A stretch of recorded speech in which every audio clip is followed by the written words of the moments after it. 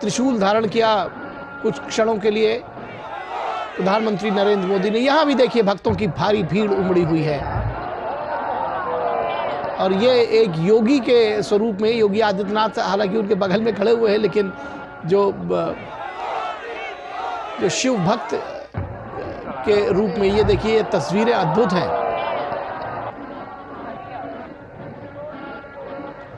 प्रधानमंत्री पूजा अर्चना करने के बाद भगवान विश्वनाथ की, और यहाँ पर देखिए जो भक्त जुटे हुए थे वो भी मोदी मोदी के नारे से ये पूरा जो वातावरण है काशी विश्वनाथ का ये गुंजायमान हो उठा है।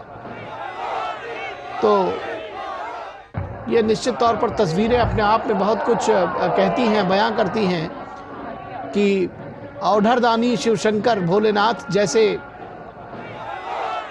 देव हों, देवादिदेव शंकर हों, और प्रधानमंत्री नरेंद्र मोदी जैसा शिव भक्त हो, तो ये जो छटा है, ये जो मुहूर्त है, ये और स्थान विशेष हो जाता है।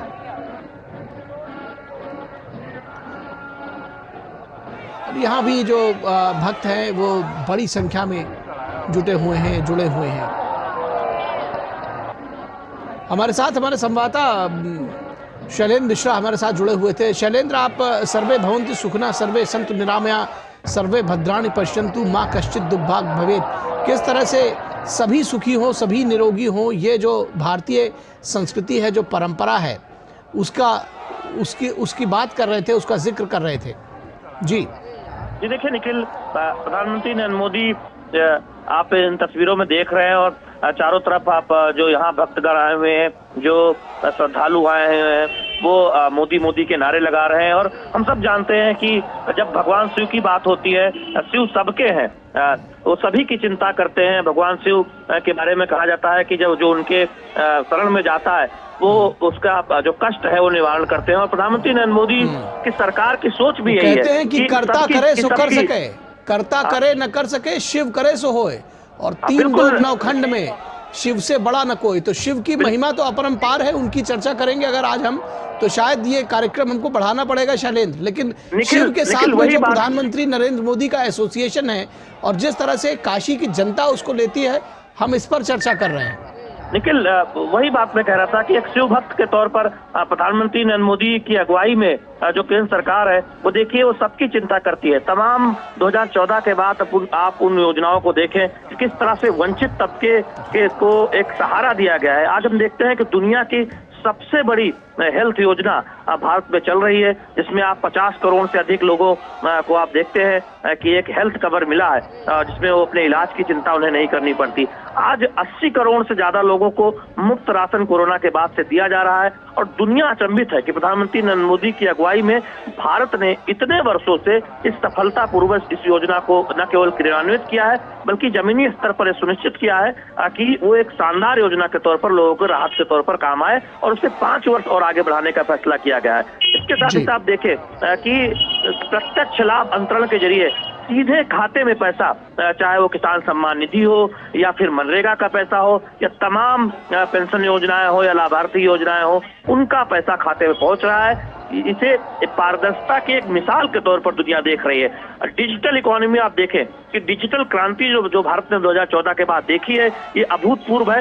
दुनिया के विकसित देश भी हमसे सीख रहे हैं कि भारत ने किस तरह से यूपीआई और डिजिटल क्रांति की है। तो ये दिखाता है कि प्रधानमंत्री नरेंद्र मोदी की अगुवाई में किस तरह से सामाजिक कल्याण की योजनाओं पर काम हुआ है। जिस महिला सशक्तिकरण की बात होती है, महिला दिवस कल ही था, हमने देखा कि प्रधानमंत्री ने 300 रुपए की जो राहत उज्ज्वला गैस कनेक्शनधारियों को सब्सिडी के तौर पर दी जाती थी, 100 रुपये कटौती सभी एलपीजी जो रसोई उपभोक्ता है उनके लिए की है, महिलाओं को एक राहत दी है। लेकिन महिलाओं को किस तरह से सशक्त बनाया गया है, उसकी मिसाल बीते 70 वर्षों में नहीं मिलती, जो प्रधानमंत्री नरेंद्र मोदी के अगुवाई में देखने को मिल रहा है। लखपति दीदी आप देख रहे हैं कि हर ग्रामीण स्तर पर महिलाओं को कितना मजबूत बनाया गया है।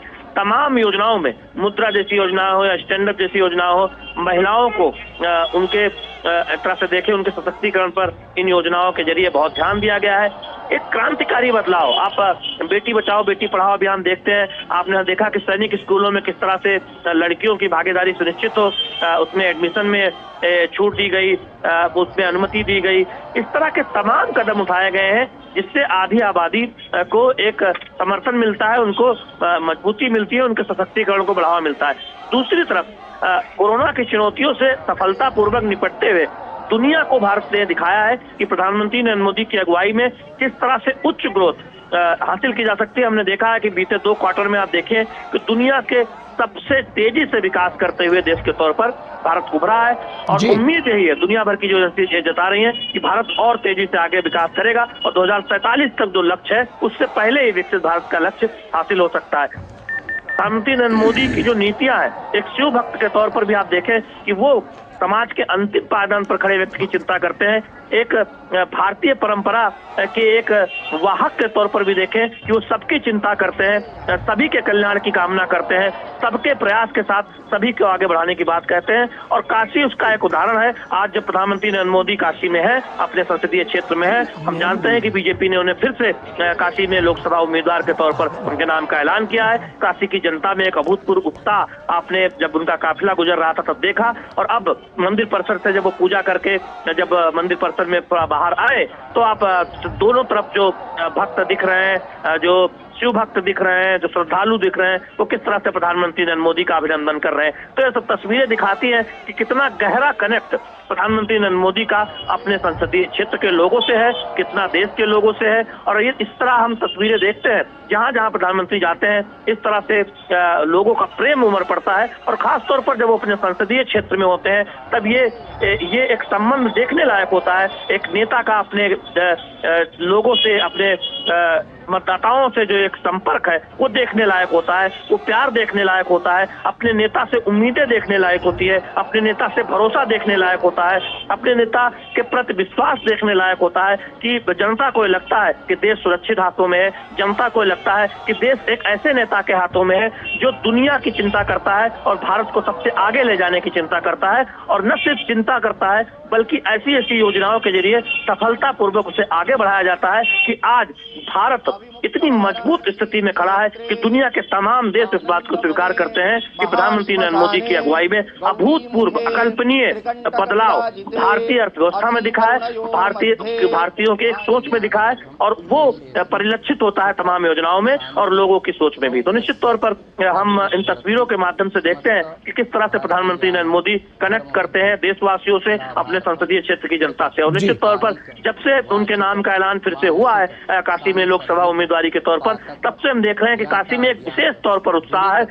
काशी की जनता ने ये लगता है कि प्रण किया हुआ है कि 2014 और 2019 के मुकाबले उससे भी ज्यादा मतों से प्रधानमंत्री नरेंद्र मोदी को लोकसभा में भेजना है। और हमने देखा कि यहाँ लोग इस बात की बात नहीं कर रहे हैं कि प्रधानमंत्री नरेंद्र मोदी तो यहाँ से जीत कर जाएंगे ही, 400 पार कैसे होगा, बीजेपी 370 से ऊपर कैसे जाएगी, वो उसकी बात कर रहे हैं। तो वो एक यहाँ काशी से जो संदेश निकल रहा है, तो उत्तर प्रदेश, बिहार, झारखंड, छत्तीसगढ़ जैसे राज्यों में और पूरे देश में उसका एक संदेश जा रहा है। तो निश्चित तौर पर काशी उसके एक बड़े प्रतिमान के तौर पर, एक बड़े संदेश वाहक के तौर पर इस वक्त आप इन तस्वीरों को देख रहे हैं। जी निश्चित तौर पर जब हम पूर्वांचल की सियासत की बात आपसे कर रहे थे, दरअसल मैं ये कहना चाह रहा था कि एक वक्त था जब पूर्वांचल की राजनीति की बात करते थे तो कभी गोबर से गेहूं निकालकर खाने वालों की बात प्रधानमंत्री, तत्कालीन प्रधानमंत्री जवाहरलाल नेहरू के सामने कहकर विश्वनाथ सिंह गहमरी संसद में रो पड़े थे।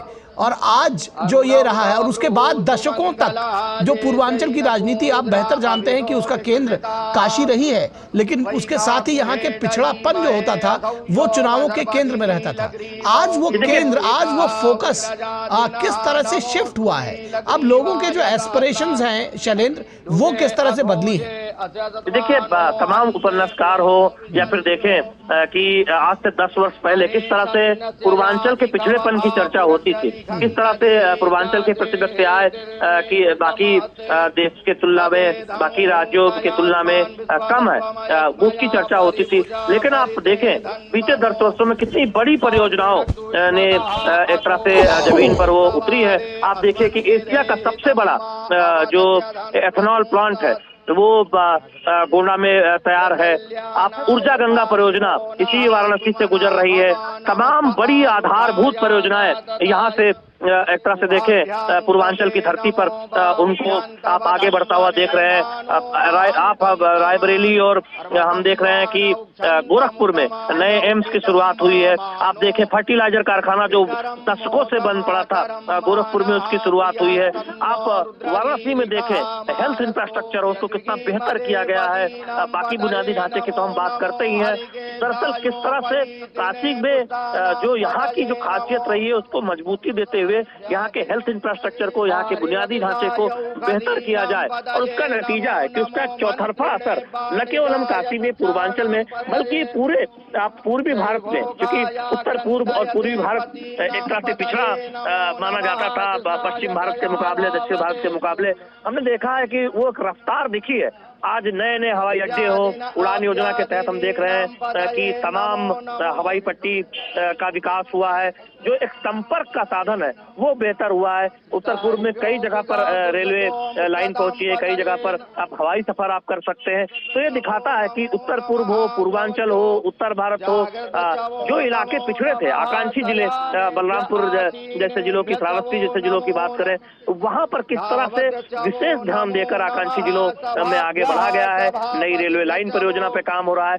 तो बिल्कुल इस बात का ध्यान दिया गया है कि देश का कोई इलाका विकास की यात्रा में पीछे न छूटे। और निश्चित तौर पर अब चर्चा पूर्वांचल में विकास की होती है, पूर्वांचल के तेज रफ्तार विकास की होती है, पूर्वांचल के पिछड़ेपन की नहीं। और निश्चित तौर पर आप राजनीतिक तौर पर देखें तो इसका फायदा भी हमने देखा है कि जब विधानसभा चुनाव हुए थे 14 के बाद 2019 का लोकसभा चुनाव भी देख लें, उसके बाद आप 2022 का उत्तर प्रदेश का विधानसभा चुनाव देख लें, तो जनता ने भी एक तरह से समर्थन देकर ये जताया है कि वो चाहती है कि पूर्वांचल के विकास की रफ्तार इसी तरह से तेज होती रहे। निखिल जी, निश्चित तौर पर मैं दरअसल कह रहा था कि जो फोकस शिफ्ट हुआ है राजनीति के केंद्र बिंदु का पिछले 10 वर्षों में, उस विषय में कैसे देखते हैं आप?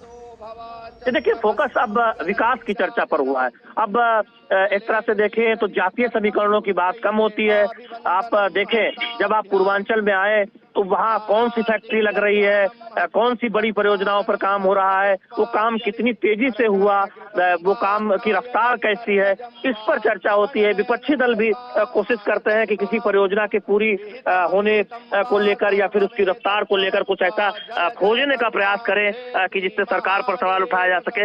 यानी पूरा विमर्श अब एक तरह से कहें कि विकास के इर्द गिर्द आकर ठहर गया है। और उसमें हम देख रहे हैं कि एक कई बार ये कोशिश होती है कि पूर्व सरकारों द्वारा कि वो बताने की कोशिश करते हैं कि उन्होंने भी ये काम किया था, लेकिन विकास की जो लकीर है वो प्रधानमंत्री नरेंद्र मोदी की अगुवाई में उत्तर प्रदेश में, पूर्वी भारत में, पूर्वांचल में इतनी बड़ी खींच दी गई है कि निश्चित तौर पर पूर्व की सरकारों का विकास की चर्चा कहीं नजर नहीं आती। और ऐसे में लोग इस बात को स्वीकार करते हैं कि प्रधानमंत्री नरेंद्र मोदी की अगुवाई में बीते 10 वर्षों में पूर्वांचल में, पूर्वी भारत में जो बदलाव दिखा है, जो विकास दिखा है, वो बीते 70 वर्षों में नहीं दिखा था। तो निश्चित तौर पर पूरा राजनीतिक विमर्श बदला है, लोगों के बीच विमर्श बदला है, लोग जो आम दिनों में बात करते हैं वो विमर्श बदला है। और यहाँ उससे एक कॉन्फिडेंस दिखता है यहाँ के युवाओं में, यहाँ के लोगों में।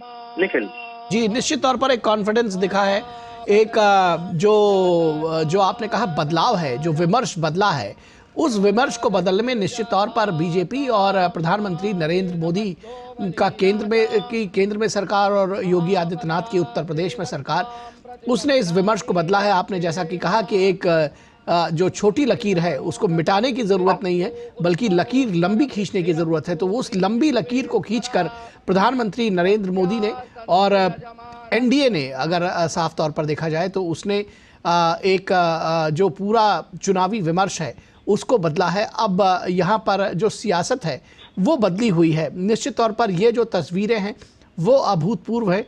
प्रधानमंत्री नरेंद्र मोदी पहुंचे हैं। ये तस्वीरें देखिए कि किस तरह से प्रधानमंत्री नरेंद्र मोदी जो है आम लोगों के बीच में पहुंचे हैं, भक्तों के बीच में पहुंचे हैं और एक भक्त के तौर पर प्रधानमंत्री